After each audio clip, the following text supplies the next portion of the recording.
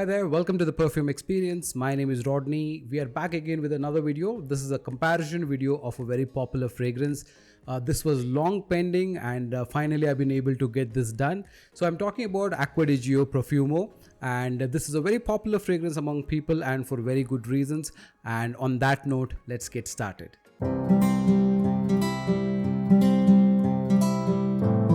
So Acqua Di Gio Profumo was launched in the year 2015 and it's a popular fragrance since then. It is created by Alberto Morillas, whom you know has created a lot of the Acqua Di Gio fragrances and others as well.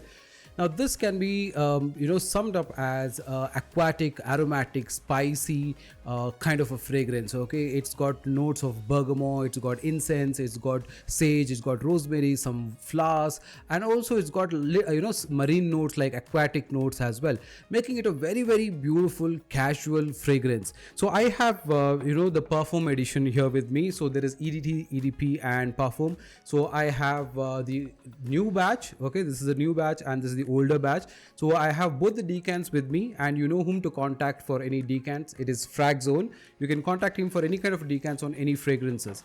So I put this on, and the moment you put this on, this is a slightly difficult fragrance to kind of explain. The reason being is, while this has got bergamot, okay, so that you have that citrus note that it opens with, and immediately it's also got flowers like sage and rosemary. Then it's also got patchouli, it's got incense. So while it combines, it comes as that along with the bergamot, there's also marine note like these aquatic notes kind of a scent profile as well. So when it mixes up with that, it becomes this citrusy, lightly sweet, musky, animalic, lightly animalic I would say, and some kind of a aromatic, spicy kind of a fragrance. But the spicy element of this particular fragrance dries down after a few minutes, and that incense and patchouli kind of open up along with that floral notes, making it a very beautiful fragrance. After about an hour and a half, it kind of gets into a dry down, and in the dry down you kind of smell more of that patchouli, more of those flowers, and you have the slight powderiness to that, and that is summed up really well. Now you in the Acqua Di Gio line, of course, you have the Acqua Di Gio fragrance, which is Porum, and then you have Profondo, then you have Profumo, a lot of these. But I think Profumo, for that particular note or for a particular reason, is very popular among people because it's such an inoffensive fragrance. You can wear it to any occasion, especially office wear. Nobody has any negative vibes about it, although this particular fragrance has got incense and patchouli and all of that. But that incense note is slightly lower, and the floral note with that slight spiciness and citrus notes along with that aquatic make it a really gem of a fragrance. I was really blown away by the scent profile because it is very complex with very simple notes, and it's been there from 2015, so very popular in terms of its scent profile. Now in terms of performance, I easily got close to about 5-6 hours of performance on the OG, and during the last bit, which is around after the 5th hour or so, it becomes a little more dry down and it's more skin close, but you get a nice dry down, nice powdery dry down. And the good thing is this was on skin, so I know for sure that in apparel you can easily expect about at least 7 hours. So this is a decent weather condition at this point of time. It's not very hot, so maybe because of which the lasting is good, but I'm sure it's a good fragrance that's got good lasting. It's a good indoor fragrance. It's a good fragrance even for outdoors, but then not on a very hot day, but on a very mild day. I think it's a pretty good fragrance. Now when we talk about the clones that we have for this particular fragrance, I have 3. So first I have XP54 from the house of XLNC, and then I have Muzna Fragrances Acqua Di Gio Profumo, okay, and then I have a new entrant. A lot of you have requested for this particular house, so I thought I'll give them a try. So I've got about 6 fragrances from them. This is Toxic Male. Okay, so this is from Toxic Male. So all of them are Acqua Di Gio Profumo, and let's look at the scent profile of the clones and see which is really doing well. In terms of scent profile of our clones, I think this is the test where I think all 3 clones have done pretty well. There are slight differences. So in terms of capturing DNA, most of them have done well. In terms of the Profumo DNA, which is that slight citrusy opening along with that slight flowery notes and patchouli and incense, I think most of them are able to capture that note well. But I think there are slight differences when it comes to minute things, right? So especially when you compare it with the old batch, and when you look at those notes, it's got that citrus element for some time, and then it transitions, like I said, into those marine notes and all of that, right? Now in that profile, I feel the lowest that was coming, or the least closest to the OG, is XLNC. Now the catch with the XLNC is that, like all XLNC fragrances, it is loud, it definitely opens up much stronger, but then it's got a very sweet element to it, and that sweetness is a little too sweet, plus it's got that powdery vibe right at the top itself. So when the moment you put it on, right at the top, you kind of smell that powdery note, and that's why I call this the least.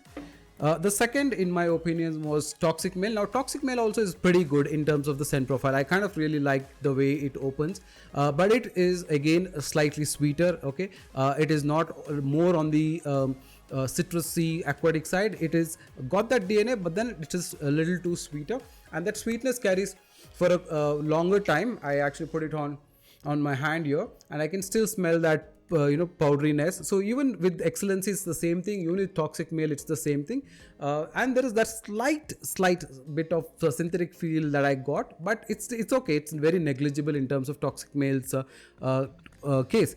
The only thing is that it goes to that powdery note much faster in both their cases. That is the same thing that I felt.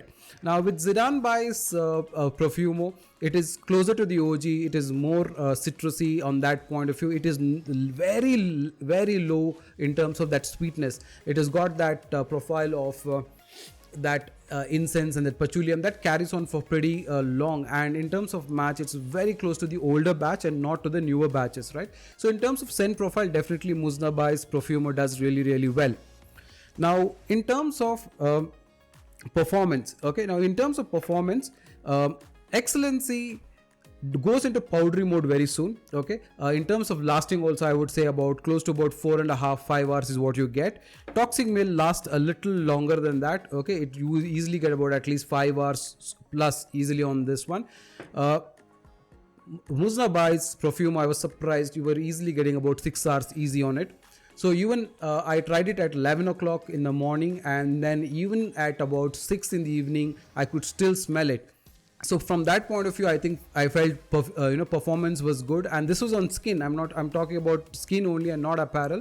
So I'm sure that all three of them can be given at least half an hour to an hour, in terms of their performance, much better on apparel. So that way performance is good, and if you put about at least 6 sprays, so to say, easily 2 to 3 feet of projection can be easily felt. So maybe you don't feel it because you might go little nose blind, or you might also feel that it is closer to you and you're not feeling that thing. But if you ask somebody, are you able to smell, you can definitely smell it from about 2 to 3 feet. So performance wise also, I felt Muzna Bai's fragrance did really well. Now in terms of value for money, I think XLNC is about 700 rupees for 60 ml.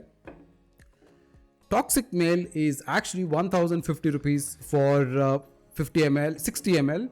Muzna Bai's 50 ml is about 700 rupees. So, nothing needs to be said about how value for money this is.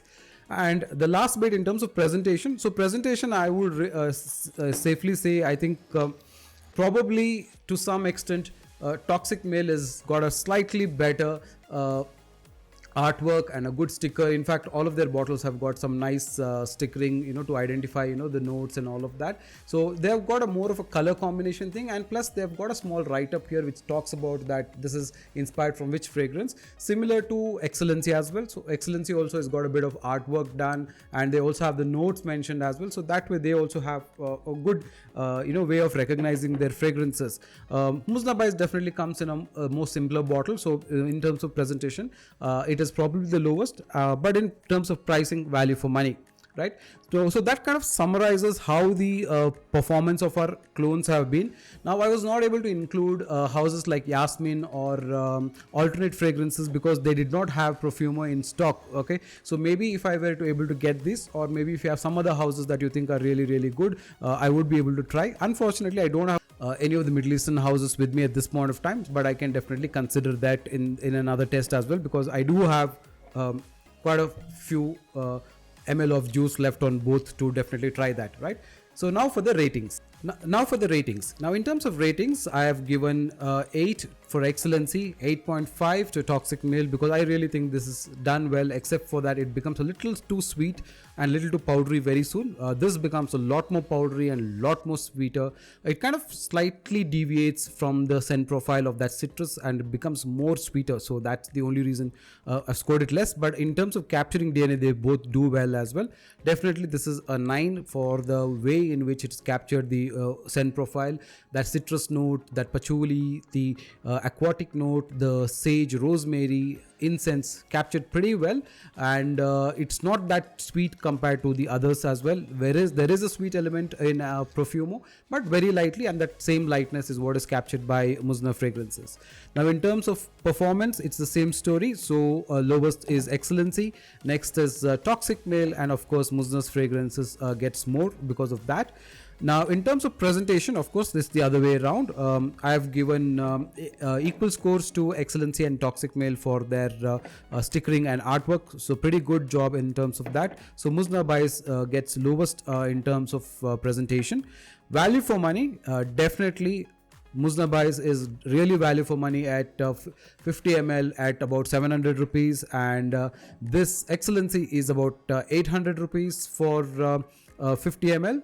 60 ml I think, and 20 ml is about 375 it used to be, so I think 60 ml is about 800 rupees, and Toxic Male is about 1050 or 1099 for 60 ml. So the most expensive of the lot is this, so this one scores the lowest. So clearly the winner for the best alternate in term for Acqua Di Gio Profumo is Muzna Fragrances Profumo. Okay, definitely you can consider this, and you will be pretty surprised at how close it is to the OG, especially to the older batches. And like I said, this is the Perfume edition, so to that it is really good in terms of the value for money.